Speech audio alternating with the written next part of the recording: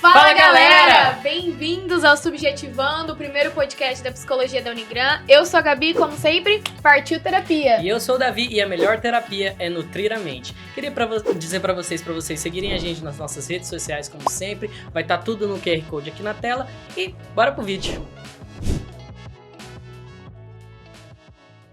É isso aí, hoje nós estamos aqui com uma convidada mega especial pra mim, a minha irmã, Aniele, minha irmã mais velha, o meu exemplo, um ser humano extremamente inteligente. Top 10 convocações que está aqui de vídeos hoje. Conosco.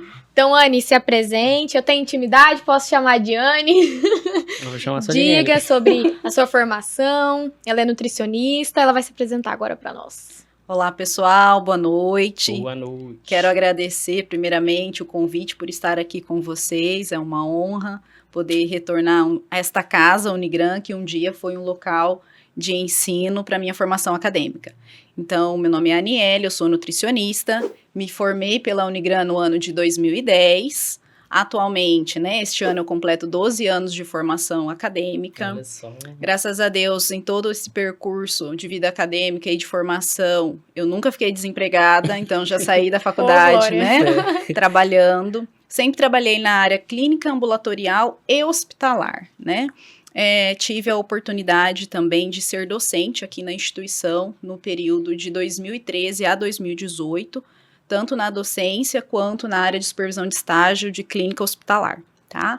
Atualmente eu resido em Carapó, atuo no meu consultório, faço também um ambulatório do Hospital Municipal da cidade de Carapó e atendo também home care, que são os pacientes acamados que dependem de dieta especializada por uso de sonda, Então, é um prazer aqui estar com vocês hoje, podendo contribuir um pouquinho com o meu conhecimento ao longo desses anos. Maravilha. Que é de extrema importância para nós, Isso aí. Porque além do psíquico, a gente também precisa nutrir, Além de ter a saúde mental, a gente precisa ter a saúde do corpo para continuar a vida, Porque é um equilíbrio. Se um tá deficitário, o outro não fica tão bem também, Exatamente. Então, nós tivemos o episódio com a Keila, que é uma psicóloga também focada para a área alimentar, E nós decidimos trazer, então, uma nutricionista, ninguém melhor para falar do que uma nutricionista sobre essas questões alimentares. O pessoal do Subjetivando Podcast manda muito bem. Exatamente, a organização, demais. Maravilhoso. Então, a gente está aqui hoje para entender um pouquinho a diferença entre fome física e fome psíquica, Anne. Explana um pouquinho para nós aí. Então, vamos falar um pouquinho dessa nova realidade nesse contexto, na verdade, do mundo moderno, Atualmente, há uns anos, veio acontecendo muito no consultório a versão não só mais da fome física, do biológico, mas também vem aparecido constantemente, na parte clínica, a fome emocional. Então, a gente precisa entender alguns requisitos que são importantes do que é a fome física e do que é a fome emocional nesse sentido. Para daí, na verdade, a gente instituir qual que é o melhor plano dietoterápico, qual o melhor plano alimentar que esse paciente vai necessitar. Porque se a gente pensar só no físico dele e ele tiver um cunho emocional, o resultado do plano não vai ser efetivo. Exatamente. Então, na verdade, o que é a fome física? O próprio nome já diz, é a parte biológica do ser humano, É aquela sensação, na verdade, da fome mesmo, do estômago roncando, quando espaça-se os horários, essa fome vai aumentando gradualmente conforme o último horário de refeição. Se esse intervalo demora muito, a pessoa pode sentir fraqueza, tontura, dor de cabeça, Nossa, muita enxaqueca. Na verdade, então assim, o corpo sente essa necessidade, na verdade, da energia, do carboidrato, da proteína, da gordura, dos alimentos como um todo. E, na verdade, quando a fome é física, o paciente ele não tem uma necessidade de alimento específico. Ele está com fome, o que vê pela frente, ele vai comer para ficar saciado dessa fome biológica que ele tem, Então, se eu abrir a geladeira e o que tiver na geladeira e tiver com a fome física, ele vai comer e vai ficar tranquilo. Quando a gente pensa em fome emocional, ela tem um outro caráter. Na verdade, ela surge de momento repentino e espontâneo, muito rápido, é abrupto, que a gente chama, e o paciente sempre tem uma queixa de um alimento específico. a minha fome só passa se eu comer determinado alimento. Por exemplo, chocolate, que é a maior queixa que eu encontro no consultório.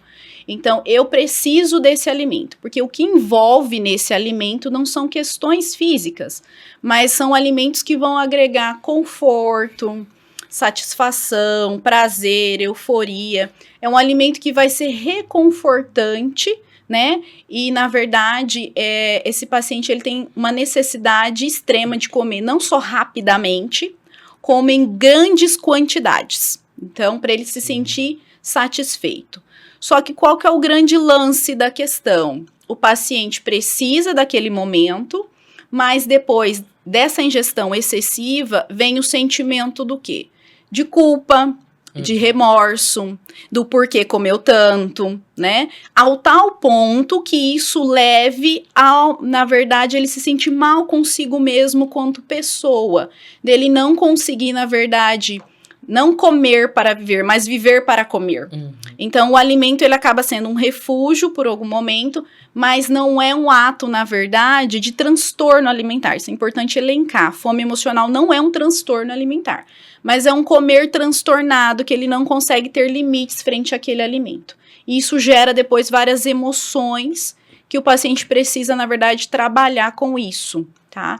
Então, o que é muito legal a gente falar da fome emocional? Quando ela é emocional, que a gente detecta isso e tenta auxiliar de várias maneiras o paciente, é importante saber que a fome emocional, ela passa. Então, como que a gente trabalha? A gente trabalha de uma certa forma que o paciente precisa o quê? Ocupar a cabeça dele. Então, ele vai fazer uma leitura, ele vai fazer um esporte, para poder isso ser elencado. Então, só para pontuar as diferenças, tá? Entendi. E aí, então, você disse que a fome emocional não é um transtorno alimentar. Então, não tem relação com a compulsão alimentar, por exemplo. Tá. Ou, nesse momento que ele come grandes quantidades, ele está evidenciando um evento de compulsão alimentar. Isso. Na verdade, assim, é o início. Ele não pode ser caracterizado ainda como um ato de transtorno alimentar. Mas se não monitorado ou cuidado isso pode sim levar a um transtorno. Então, como que eu identifico? Quais são os pontos e características relacionados à fome emocional? Primeiro, ele está relacionado à ansiedade, a gente precisa elencar.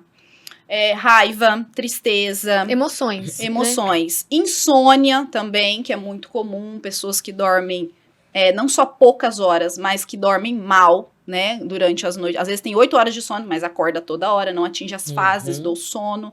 Então, isso também aumenta níveis de cortisol extremo na corrente sanguínea. O paciente tem maior tendência a ter fome emocional. Estresse, cansaço, né, brigas, na verdade, relacionadas à questão social. Então, se não monitorado, seria um gatilho para uma eventual, de repente, compulsão. Então, como que eu abordo isso, as estratégias? A gente sempre coloca algumas perguntas gatilhos na anamnese, porque essa é um pouco da minha área de comportamento alimentar. Não é todo nutri que pensa com essa realidade hoje. Então, assim, eu preciso colocar perguntas-chave, como, por exemplo, você costuma comer quando está relacionado com sintomas ou emoções de tristeza, de raiva, de ansiedade, de TPM. Então, isso me dá um gatilho. Por quê? Se ela tendencia para isso, eu posso aplicar outros questionários de comportamento alimentar que me vão dar um leque para saber se essa paciente tem tendências a ter outros transtornos, entre anorexia, bulimia e outras questões relacionadas a isso. Interessante. E se a gente pensar, você falou do cortisol, qual que é esse fator-chave do cortisol, do aumento do cortisol para um aumento da vontade de comer também, essa fome? Então, aí a gente entra num ponto físico. Então, por exemplo, cortisol popularmente é conhecido como o hormônio do estresse, o hormônio do cansaço. Só que ele está muito relacionado à produção de glicocorticoides, que são hormônios que tendenciam ao aumento de células de gordura no corpo. Então, é aquele paciente, eu não como quase nada, mas eu durmo muito pouco, e por que eu ganho peso? Então, a gente iria ter que avaliar sanguineamente, por exame bioquímico, a função desses hormônios na corrente sanguínea desse paciente. Porque se ele tende a aumentar células de gordura, aumenta-se vontades e até fome física, Sim. de aumento, na verdade, de calorias. E aí tendencia, claro, já que daí ele tem maior número de células, ele vai ter mais fome. Mas aí ele tá cansado e não dorme, tá estressado. Então eu teria as duas possibilidades de fome, né? A fome física e a fome emocional. Legal. E aí, desenvolveu, esse paciente teve ali os episódios de fome emocional, desenvolveu uma compulsão alimentar. Quais são as implicações físicas para essa compulsão alimentar? Porque a gente conseguiu ver no podcast da Keila as implicações emocionais, né? Então, sentimento de culpa, a pessoa não consegue lidar com isso, e aí ela precisa trabalhar no psicológico, na clínica, com um psicólogo, para lidar com essas emoções e a sua relação com a comida, Exatamente. né? Com o se alimentar. Então, quais são as implicações para o corpo dessa compulsão alimentar? Fisicamente, para o corpo, é muito interessante, Gabi, quando você aborda essa questão, porque quando o paciente já está em transtorno alimentar, é uma situação mais avançada. Mas eu já trabalho com vários psicólogos lá na cidade para não deixar chegar nesse ponto. Então, eu tenho um limite quanto nutricionista onde eu posso atuar, orientar estratégias que vão melhorar essa questão do paciente ter esse autocontrole frente à comida, porque senão ele fica muito frustrado consigo, né? Mas então a gente acaba o quê? Trabalhando com outros profissionais até um ponto onde eu vou para que ela também auxilie. Porque não adianta eu fazer um cardápio lindo, maravilhoso, ser acessível, se o paciente, a base, o real problema não é a questão biológica somente. Ele precisa tratar o psique, ele precisa tratar as emoções, a gente precisa trabalhar em parceria com uma equipe multidisciplinar. Mas respondendo a tua pergunta em relação às implicações físicas, primeira questão, a gente tem 2 viés. Ou o paciente ele vai ganhar muito peso e ficar frustrado e vir aí com complicações metabólicas relacionadas a um diabetes ou um pré-diabetes, hipertensão súbita, problemas articulares, né? A gente teria o nome de síndrome metabólica. Então, é um paciente que teria essas complicações. Ou o oposto. Pacientes que fazem jejuns extremos, que ficam debilitados, é o falso magro, massa magra, é o aspecto de doente, né? Questões de memorização, pele, cabelo, unha, então a gente teria outro sentido nesse pensar. Show de bola. E pensando assim, na compulsão alimentar, como a maioria das vezes um fator psicológico, né? Tem como vir uma pessoa ter compulsão alimentar por um meio mais físico, assim? Porque a gente tem a questão do estresse, mas o estresse ele gera um processo também que é psicológico. Tem como a gente encontrar compulsão alimentar dentro de um aspecto mais físico, assim? A pessoa ela tem uma tendência a comer porque alguma célula dela faz um processo diferente e o tempo todo ela vai começando a ficar com fome, assim, por exemplo. Então, a gente precisa, assim, daí quando eu penso em fome física e fome emocional, e aí evoluir essa fome emocional para a compulsão, que seria algo posterior, então, quando chega no nutricionista, ele fala, tem pacientes que falam, eu tenho fome o tempo inteiro. Eu tenho muita fome. Então, qual que é o primeiro passo para a gente avaliar e determinar se a fome é realmente física, deficiência de algum macro ou micronutriente, a gente chamaria de fome oculta, tem outra nomenclatura também, que seriam deficiências nutricionais.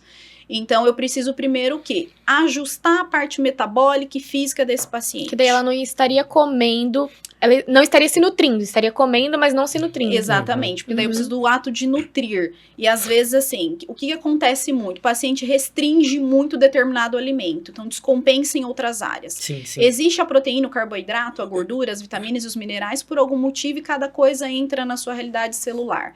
Então, qual que é o boom hoje do mundo moderno? Quero emagrecer, todo mundo pensa o quê? Corta o carboidrato. Low carb. Corta o carboidrato. Né? Então, assim, corta a batata, corta o arroz, corta a mandioca, pão, nem pensar, vamos trocar, né, por outra... É só frango. Então, assim, o primeiro ponto é cortar o carboidrato. Só que o que acontece? A gente tem que pensar na fisiologia. Qual que é o primeiro combustível do cérebro, gente? Glicose.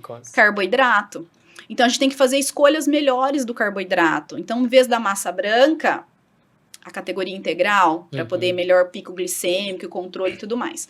Então, para responder um pouquinho da sua pergunta, a gente teria o quê? Observar a questão clínica e física. Como que eu faço isso, Aniele? Eu checo o exame bioquímico. Então, eu peço vitaminas, minerais, hemograma, perfil lipídico, solicito hormônios para a gente ver, porque a alteração de glândula tiroidiana também tendencia o paciente a ter mais vontade de doce, a ficar mais com o sistema nervoso deprimido. Então, ele fica frustrado, uma hora ele come doce, uma hora ele come um salgado, ele não se entende. Então, ele acha que às vezes é até emocional, que ele tá ficando com depressão, mas a gente precisa ver o biológico. Depois que eu descarto esse biológico, aí sim eu vou pensar nas características emocionais do paciente para saber se realmente é cunho ou até eu precisar encaminhar para um psicólogo e nós trabalharmos juntos em equipe frente a essa realidade do paciente. Então, o que é muito comum no consultório? Eu tenho doce, minha paixão é doce. Eu sou apaixonado por doce. Só que a gente precisa trabalhar hoje com uma nutrição um pouco desmistificada. Hoje em dia, se a gente vê, não pode o chocolate, não pode o pão, não pode aquilo. Eu não trabalho com uma nutrição terrorista. O meu paciente, ele pode comer um doce, se ele não for diabético, né? Mas existe o doce diet, né? Mas assim, a gente tem que o quê? Equilibrar. Essa é a palavra-chave, equilíbrio. Então, o paciente chega lá e fala assim, eu como muito doce. Aí você vai fazer o recordatório alimentar, vai perguntar, ela não come arroz, ela não come pão, ela não come batata. Então, o único carboidrato dela é o doce. Mas o corpo pede o doce, ela não está ingerindo carboidrato. Então, é como se uma pessoa ficasse de jejum o tempo inteiro, o cérebro precisa de energia. Onde que ele vai pedir? Quando a gente está com fome, a gente não pensa num prato de salada, de alface. A gente pensa o quê? Numa macarronada, uma coisa calórica. Pensa no carboidrato, porque inconscientemente o nosso cérebro, ele pede o quê? Glicose, carboidrato. Então o paciente fala assim, olha, eu tô muito no doce, eu não sei o que eu faço. Ela chega arrasada, que ela quer comer uma barra de chocolate. Calma, gente. Primeira deficiência, a gente passa a bioimpedância. Vê que a hidratação corporal tá lá embaixo. Primeiro sintoma de vontade de doce, deficiência de água. Então, precisa equilibrar a água. Depois, eu teria aí magnésio, zinco, selênio, outros micronutrientes que eu preciso equilibrar. Fibra, né, por meio de frutas, verduras e legumes. E aí, o carboidrato, né, de boa qualidade. Então, quando eu coloco lá no cardápio que ela vai poder comer uma fatia de pão, que ela vai poder comer 4 colheres de arroz, né, elencando. Ela fala, mas eu vou poder comer arroz? Vai, você deve comer arroz, porque você tem uma necessidade de equilibrar. E aí, é muito comum, depois de 3 semanas do cardápio, o paciente fala, nossa, minha vontade de doce passou, parece. Que agora eu consigo comer um pedacinho, assim, eu fico tranquila. Então, assim, o primeiro ponto, a gente precisa equilibrar o paciente celularmente, fisicamente, deixar ele alinhado. Se ela ainda voltar com queixo, ou ele voltar com queixo, olha, eu tive um episódio que eu entrei, detonei uma caixa de chocolate, chutei o balde muito longe. Quando eu vi, eu tinha comido a caixa inteira. Opa, é um gatilho. Então, aí eu preciso ver... O que aconteceu nesse contexto? O que aconteceu, né? Se ela estava legal. Então, assim, exatamente. A gente precisa ficar sempre alerta, até chegar um momento que ela fala, eu estou muito ansiosa, eu preciso de ajuda. Né? E aí a gente vai trabalhando isso dentro do paciente. Show de bola. Legal. Eu que diga. Exatamente. E nesse contexto, assim, da gente procurar trazer o paciente, fazer a anamnese, como que é feito esse acompanhamento dentro da clínica? Principalmente na sua, né? Porque a gente vê na questão psicológica, traz o paciente depois de uma indicação do nutricionista, né? E a primeira entrada da pessoa quando ela vai procurar alguém, principalmente para emagrecer ou para ver o porquê que ela não tá tendo um bom rendimento na academia, por exemplo, é a nutricionista. Então, quando ela chega na sua porta, como que é esse acompanhamento? Isso, aí você detectou que existia fome emocional. Qual que é a sua conduta aí a partir daí? Então, quando a gente detecta isso, normalmente o paciente ele já passou por muitos momentos, por outras profissionais, ou já tentou dietas sozinhos e ele chega um pouco frustrado. Ou ele acha que eu vou ser mais uma na lista dele que eu vou tentar fazer alguma situação. Só que a área que eu trabalho do comportamento alimentar, ela tem uma outra pegada. Não é só o nutricionista aqui e o nutricionista, o paciente lá. Então, eu tenho muita intimidade com o paciente. É o primeiro protocolo. Então, eu já vou desmistificando e quebrando algumas barreiras. No sentido do que? A gente é um time, você não está sozinha, palavras de afirmação e otimismo, né? né, a parte psicológica do paciente. Vai dar certo. Ele precisa confiar no profissional que está atuando para que ela consiga executar aquilo que eu vou propor. Exatamente. Então, não existe mais, ela saiu do meu consultório e ela vai voltar daqui 15 dias, a gente vai se falar de novo. Exatamente. No meu consultório não acontece isso.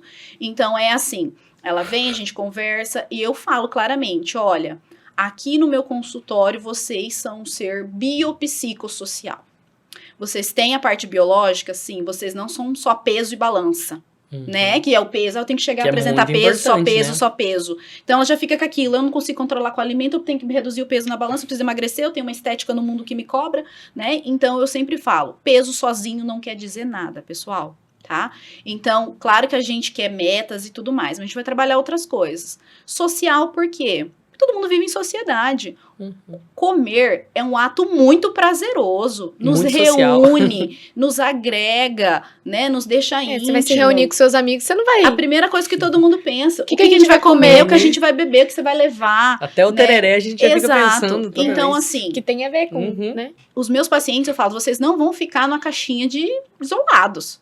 Eu quero que vocês aprendam a comer, tenham vida social e saibam fazer as escolhas, né? Então, assim, é biopsicossocial, a gente tem emoções, a gente tem sentimentos. Claro que naquele período de TPM, por exemplo, na mulher, ela vai ter mais vontade de comer doce, por quê? Diminui estrogênio, aumenta a progesterona, que é um hormônio que retém líquido, e tem mais vontade de comer doce realmente. Isso é fisiológico. Gente, calma, todo mundo vai passar. Isso no mês a mulher sempre vai enfrentar. Mas a gente vai trabalhar com nutrientes que reduzem essa vontade.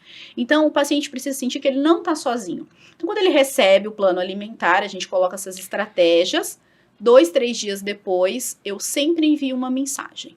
Como está? Como você está? É a primeira questão. Eu quero saber do paciente, né? Como está a adaptação do plano alimentar? Porque ainda é uma adaptação. Eu não quero que ele volte 15 dias sabendo o cardápio decore salteado. Porque nos 3, 4 primeiros dias ele tenta entender. Na semana seguinte ele começa a entender a lista de substituição, começa a gravar algumas coisas. Na terceira semana ele volta na Nutri. Então, as medidas também. Exatamente, o porcionamento, o que vai ter. Então, como está a sua adaptação? Ah, Aniele, tá assim? Então, ok. Ai, meu Deus, não consegui comer tudo que você... Tudo bem, não é para comer tudo ainda. Exatamente. Você está... Eu falo que é um degrau. Então, cada dia a gente vai voltando. Às vezes ela volta e fala, nossa, eu só reduzi 200 gramas. Só não, isso é uma vitória, vamos fazer as medidas, né? Peso sozinho não é nada. Ela fala, nossa, mas meu intestino era terrível, agora meu intestino é ótimo. Então, opa, ponto positivo. Exatamente. O paciente precisa, hoje nesse mundo moderno, a gente ter esse leque que eu trabalho de mais intimidade, de vínculo com o paciente. Ele precisa se sentir apoiado, principalmente pacientes que têm fome emocional. Porque se eles não se sentirem seguros, né, ou se sentirem sozinhos, eles ficam 15, 20 dias e ficam frustrados novamente e tendenciam a ter realmente transtornos, como eu já presenciei em casos no consultório. Então, a gente precisa ter o quê? Ficar mais de afinidade. Afinidade naquele ponto que eu digo assim, tá cansado, tá estressado, eu falo, quer comer o reboco da parede, manda mensagem pra mim. Então, aquele dia que ela acha que ela vai chutar o balde, que ela tá muito... Manda uma mensagem pra mim. Eu digo dessa forma. Ah, Aniele, mas é sábado, é domingo e feriado. Não tem problema, a saúde não espera, tá? Então, tanto é que o meu contato de telefone é o meu pessoal. O paciente, ele tem essa liberdade, principalmente quando eu observo esses pacientes que têm tendências a ter mais... né, distúrbios ou transtornos alimentares, pode me mandar. E se for sábado, domingo, não tem problema. Se eu tiver acordada, eu vou te responder. Exatamente. Tá? Então, até porque assim, vira uma cobrança maior com o paciente em se cuidar, porque você tá falando, eu tô aqui, não tem motivo para você não estar aqui, não vir aqui, não falar comigo. Então, por que não está? E fideliza o paciente, né? Exatamente. E além disso, a gente tem toda a questão, Anne, que isso é de extrema importância para a clínica psíquica também, psicológica, entendeu? Exato. Então, isso que você faz é terapia de apoio para nós, entende? Então, a gente tá ali também disponível, tipo um plantão 24 horas, se você tiver disponível para atender, né?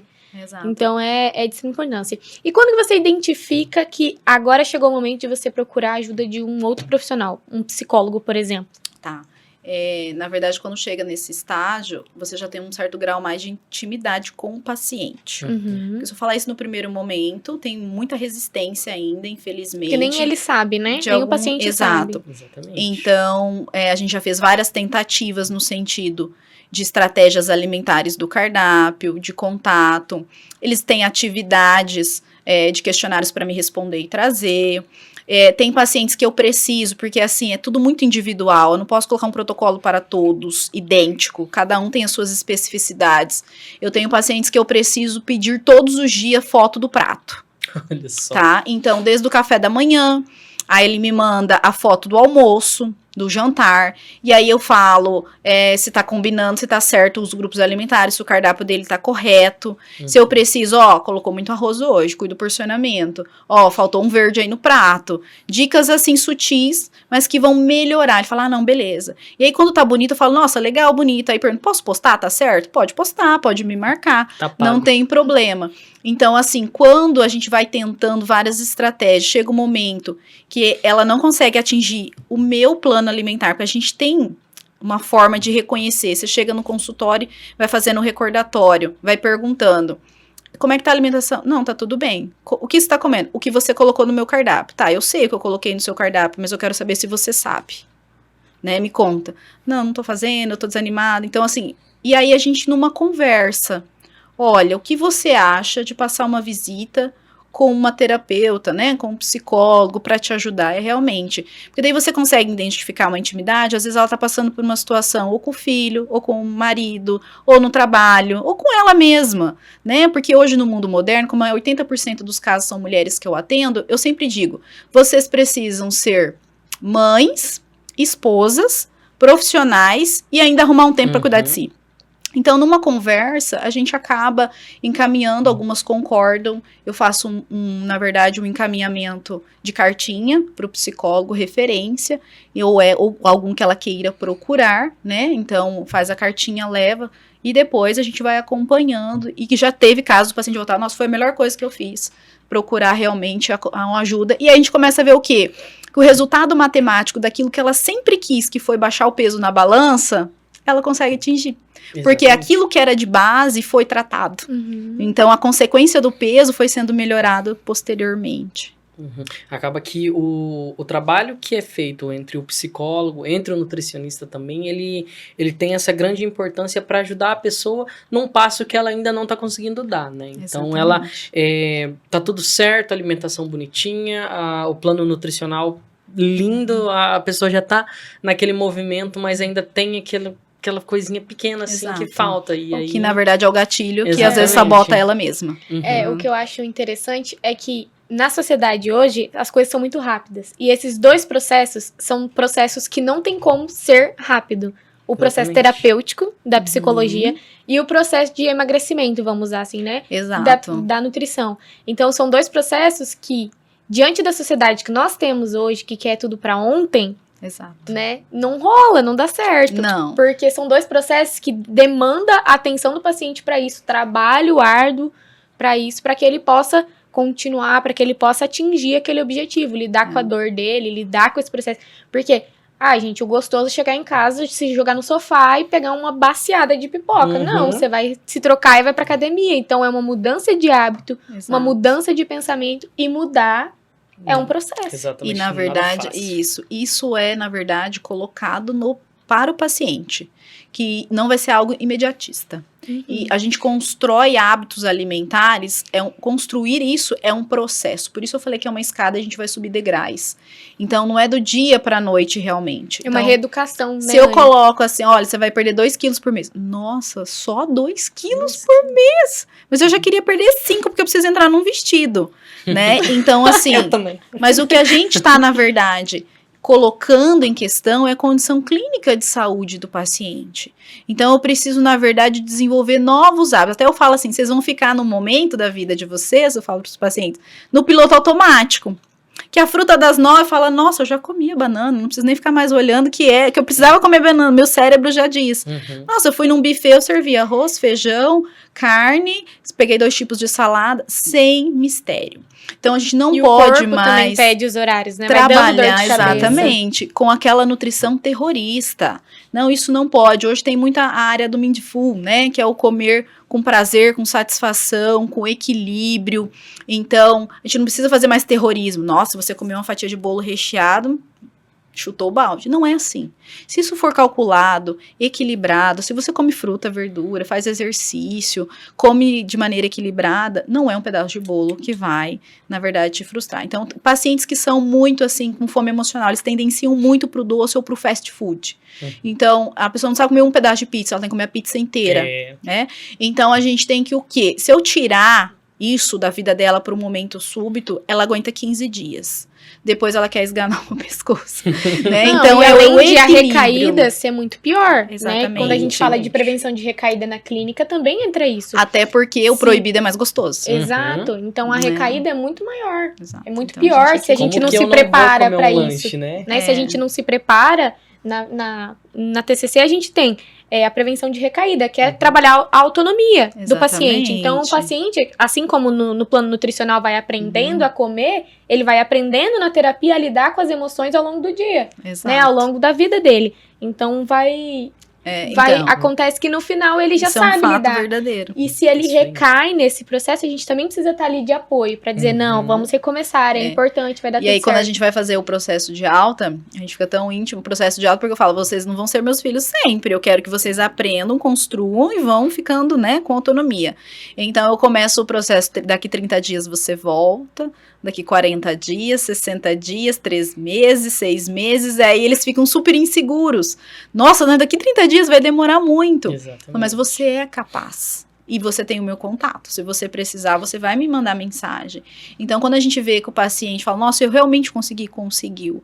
Isso é muito gratificante, porque você não atendeu só as necessidades biológicas e clínicas do paciente, mas você foi mais além, né, do que isso no paciente. Às vezes ele tinha um gatilho que ela precisava se relacionar emocionalmente com ela, se sentir quanto mulher, né, quanto pessoa capaz de ser frente àquele alimento. Então, assim, isso é muito gratificante, porque você vê que o paciente conquistou, na verdade, a sua autonomia. Com certeza. E que ela consegue, né? Então, isso é muito bacana. Principalmente porque hoje a gente tem uma informação de alimentação muito grande, é bombardeado de todos os lados nesse mundo moderno.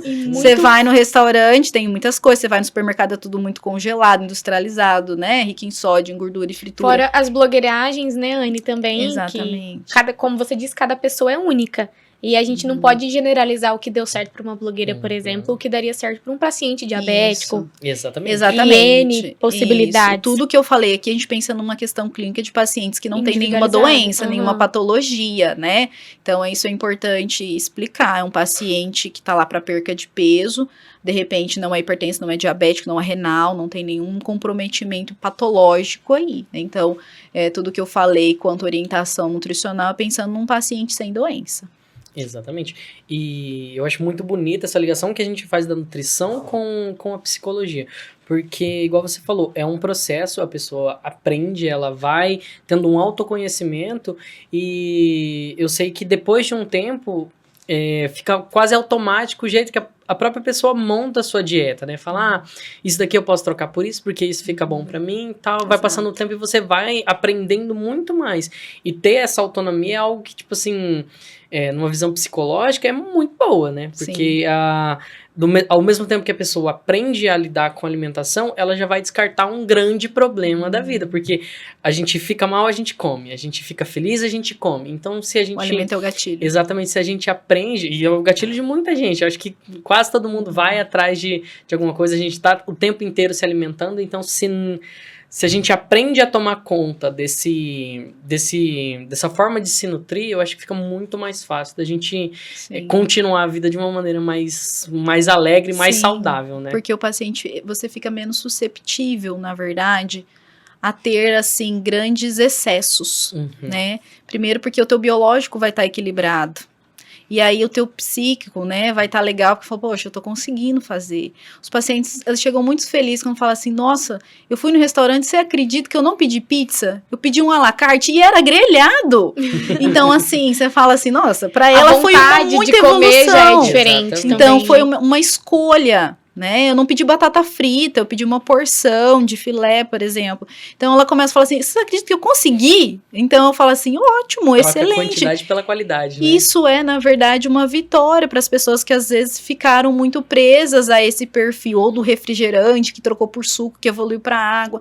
Então, esse comer desmistificado entre fome física e emocional é importantíssimo a gente elencar, porque se a gente pensar só no biológico do paciente, você não consegue atingir, de repente, determinado paciente que precisaria de mais, né? Então, a gente tem que ter essa sensibilidade quanto profissional para perceber que não é só o físico, mas que a gente precisa lidar com outras situações também, até de cunho emocional, chegar a um ponto de trabalhar em equipe, como já aconteceu, de ir para o psicólogo, do psicólogo precisar de medicação psiquiátrica, e a gente trabalhar, né, aí de forma multidisciplinar. Eu gosto muito dessa área multidisciplinar, porque uma das minhas especializações é em atenção multidisciplinar ao paciente cardiovascular. Então, eu tive a oportunidade de trabalhar não só com o médico, mas com o psicólogo, a gente era uma equipe, com o enfermeiro e o nutricionista. Então, nós éramos uma equipe para atender um paciente.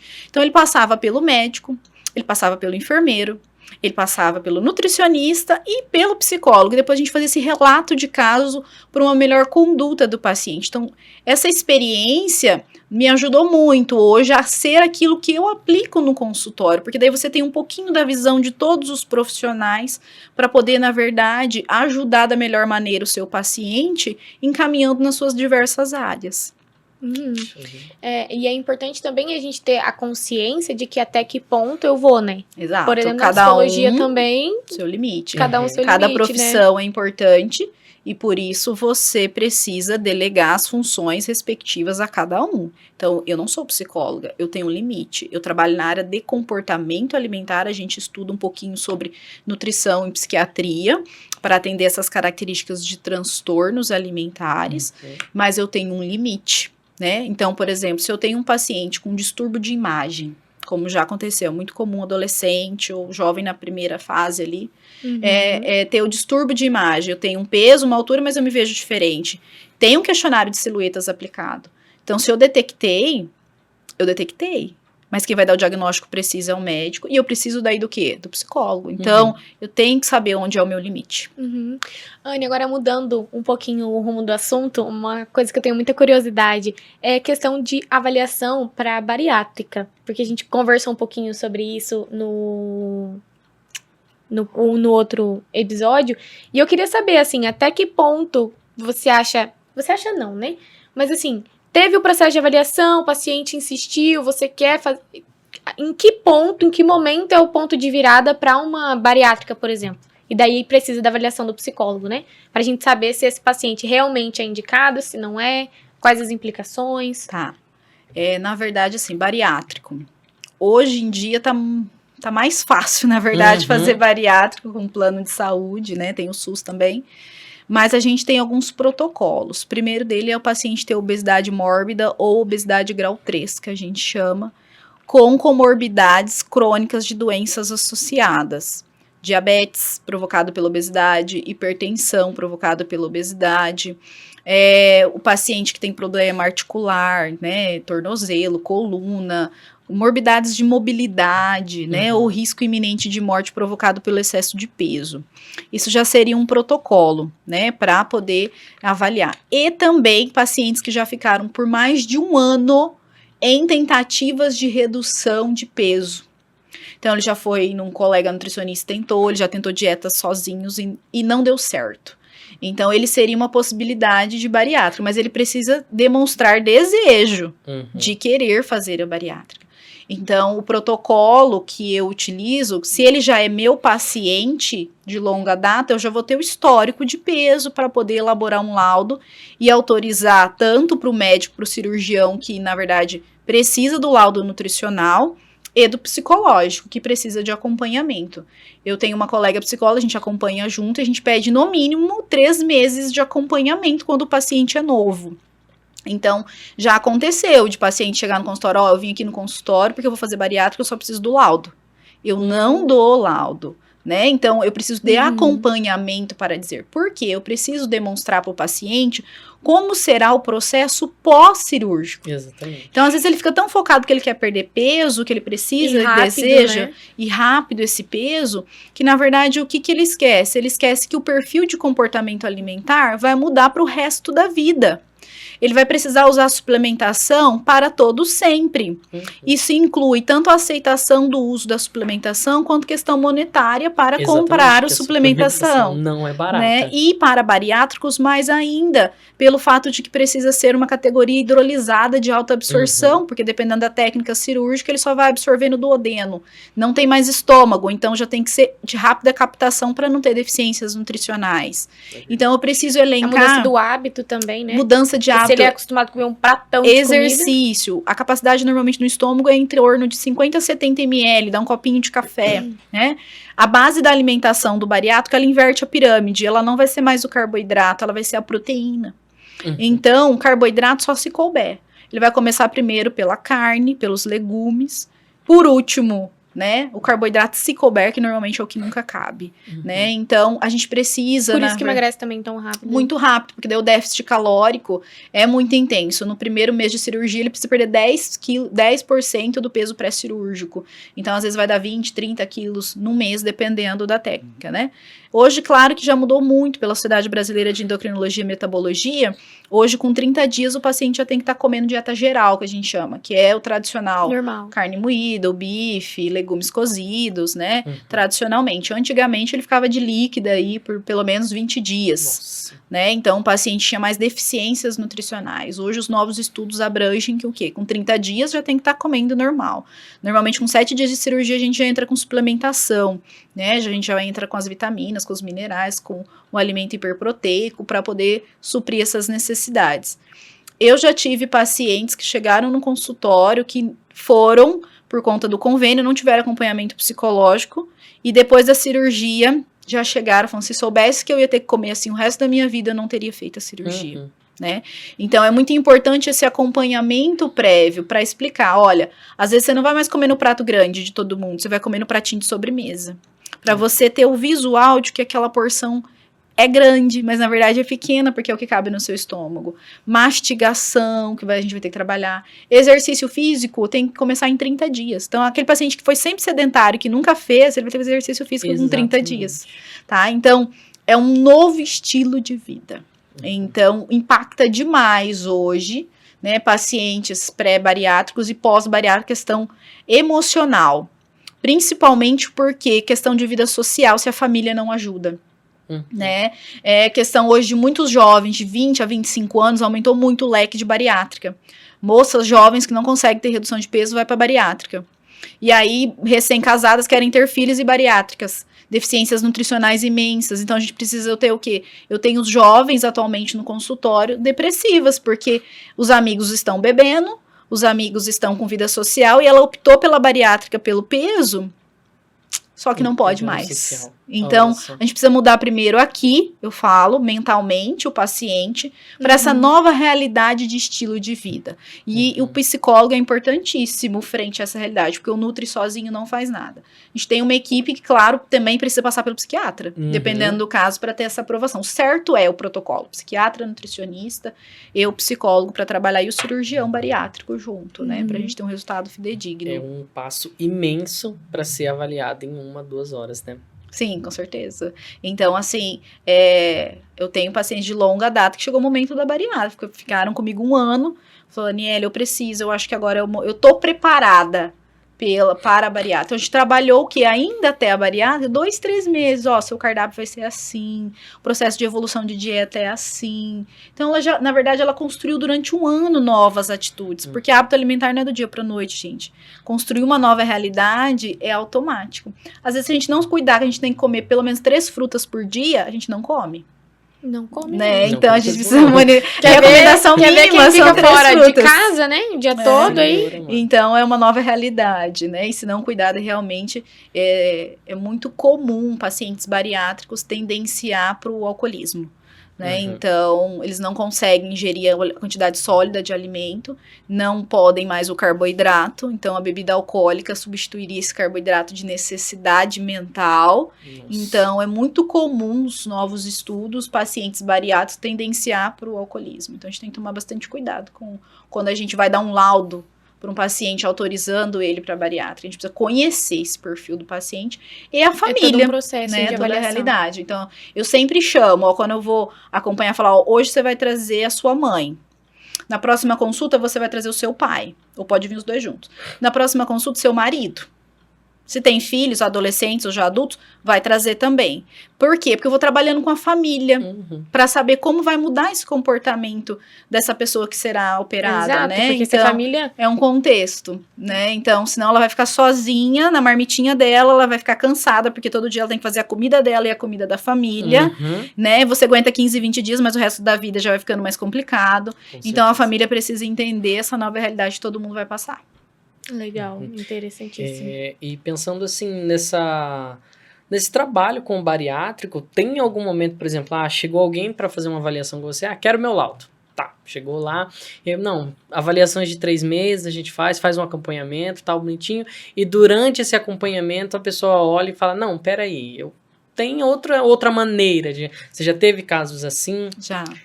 Da pessoa desistir realmente da bariátrica e continuar e maior ter parte deles, né, sucesso assim que ela quer. Sim, porque na verdade ela já tinha um comer transtornado, ela não tinha esse apoio de repente, e eu sempre coloco em jogo, você realmente quer, coloco os prós e os contras, não sou contra a bariátrica, eu tenho pacientes que realmente precisam, porque senão eles não vão conseguir. Paciente de 185 quilos, 200 quilos no seu consultório e tá com a glicemia imensa ou problema cardíaco imenso, ele precisa operar. Exatamente. Né? Então, é um recurso que a ciência nos oferece, isso é importante avaliar. Mas já aconteceu dela ter várias tentativas de que só era preocupado com o peso, com o cardápio, você tem que fazer e comer isso. Não pensava nesse outro lado, porque geralmente a obesidade não é só o comer, sempre tem algo que motiva o paciente a comer. Então, se ela não é minha paciente, a gente começa a ter esse grau de mais vínculo, eu falo, me dá uma oportunidade. Vamos tentar 6 meses e nós vamos estabelecer. Exatamente. Então, o paciente fala, então tá. Se não, você vai ter o laudo para cirurgia. Vezes é o tempo que a pessoa precisa para se organizar para a cirurgia, né? Muitas vezes a pessoa só chegar e falar, não vai, né? A não ser que ela já venha demonstrando outras tentativas, mas dificilmente ela vai chegar e falar, eu quero um laudo. Eu vou falar, não, 3 meses de acompanhamento no mínimo. Tá? Dariam 6 encontros a cada 15 dias, né? Então, quando ela fala assim, você percebe, eu quero fazer, mas eu tô com medo da cirurgia. Então, eu falo, vamos tentar? A gente coloca pelo menos 10% do peso inicialmente, que é para diminuir o risco de doenças crônicas, de perca de peso inicialmente, quanto condição de saúde. Se você conseguir bater essa meta, você vai ver que você é muito capaz disso. E aí o paciente começa a querer, né, confia, a gente coloca esse vínculo todo que a gente falou, vai trabalhando de foto, de todo dia, de ficar. E já aconteceu, de paciente no meio do caminho falar assim, não, eu vou optar por melhor comer o que eu tô conseguindo comer, fazer exercício. Acontece sim. Caraca. Interessante. Ai, não tem como não ter orgulho, né? Não tem como. Momento orgulhos aqui. Exatamente. Então a gente quer agradecer a Aniele. É estranho pra mim falar Aniele, é só Anne mesmo.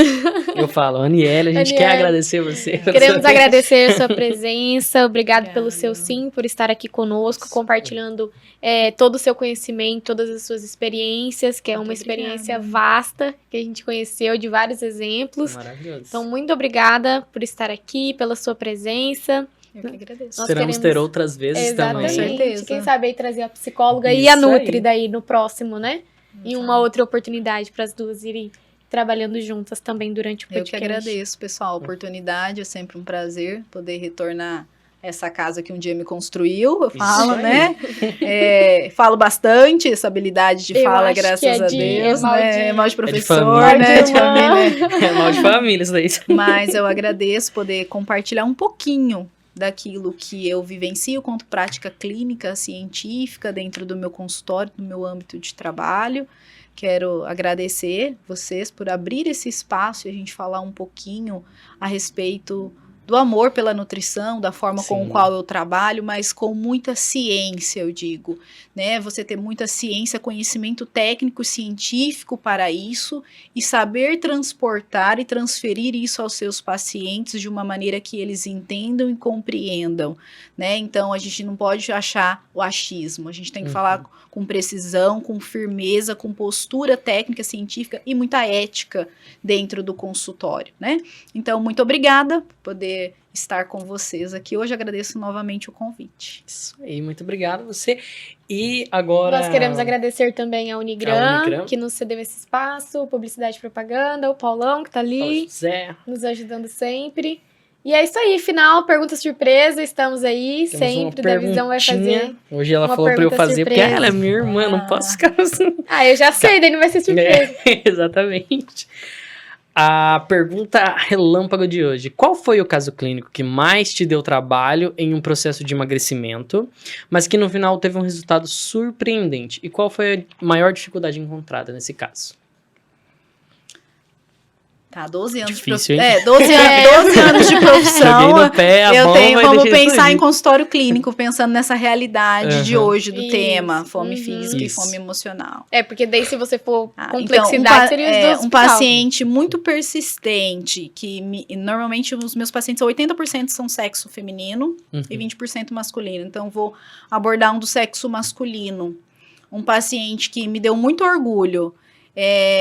Ele, na verdade, um paciente jovem, não vou falar o nome, mas é um jovem, na faixa etária de 30 anos, quase com 200 quilos, e ele se recusou a ir para a bariátrica. A endócrina, ele já era diabético e hipertenso, e a endócrina falou assim, é uma possibilidade ir para a bariátrica, mas você não quer tentar com um nutri? Ele nunca tinha nutricionista, ele falava, nutricionista? Que eu não acredito nisso. Nutricionista vai me dar um monte de coisa ruim pra comer, coisa difícil e cara. Que todo mundo pensa assim, né? Vai me dar morango, lixia e... E é um paciente, assim, que ele é de fora, de outra cidade, não é de Carapó, não é de Dourados, ele é longe, é quase 200 quilômetros. E ele já tá comigo há 2 anos, esse paciente. E ele teve uma perca de peso, assim, de mais de 80 quilos com alimentação. Ele já estava usando insulina, a gente tirou da insulina, ele já está com hipoglicemia antioral, né? Já está com a pressão em nível expressórico super legal. E o que é diferente? Homem.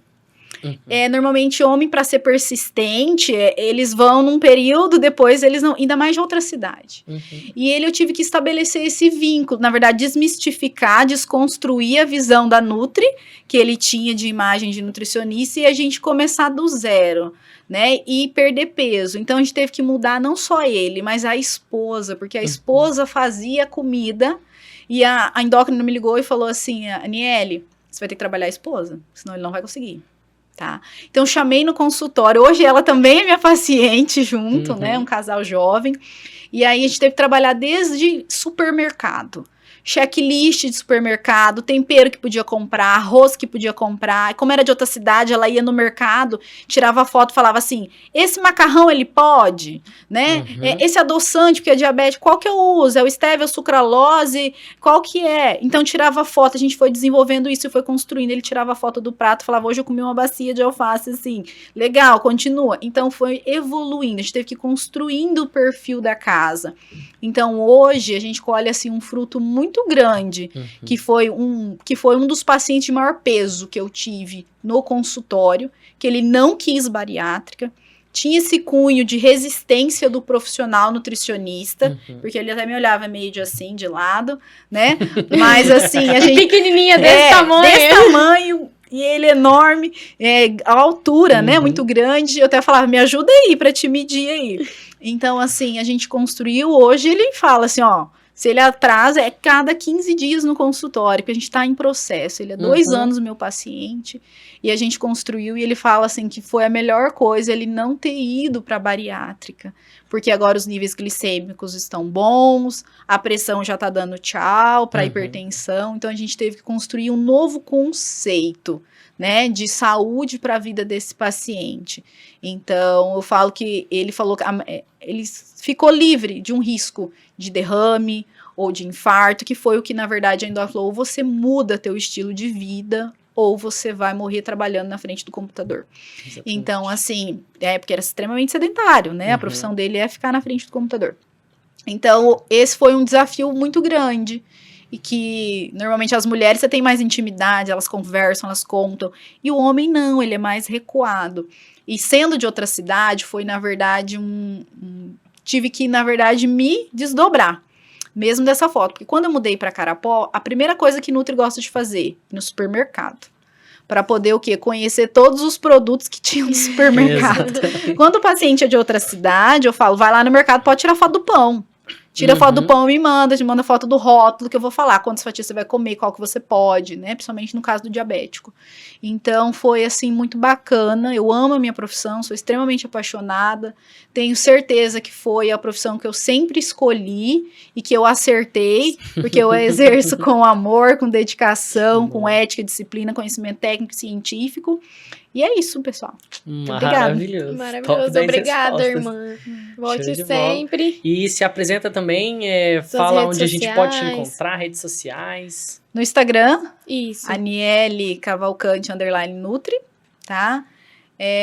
Facebook, Aniele Cavalcante. Me seguem lá, pessoal, na página. Aí, sigam ela. A gente vai deixar aqui na descrição o seu Insta também. Estou à disposição. Quiser mandar mensagem inbox, faço atendimento virtual também com essa outra realidade, não só do atendimento quantitativo, mas qualitativo. Então, a gente troca de informações, outros profissionais que queiram trocar questionários a respeito de composição, comportamento alimentar, estou super aberta, a gente troca informações, porque tudo é muito técnico e científico, né, com estudos já padronizados, isso é importante também, não é algo que eu crio da minha cabeça, é algo que é cientificamente comprovado, isso é muito importante para ter respaldo técnico e científico. Com certeza. E mais uma vez a gente pede para vocês seguirem a gente nas nossas redes sociais, YouTube, Spotify, Instagram, vai estar tudo no QR Code, como no começo e agora também no final. E eu acho que é isso, Gabi. É isso, gente. Até a próxima. Tchau. Um beijo.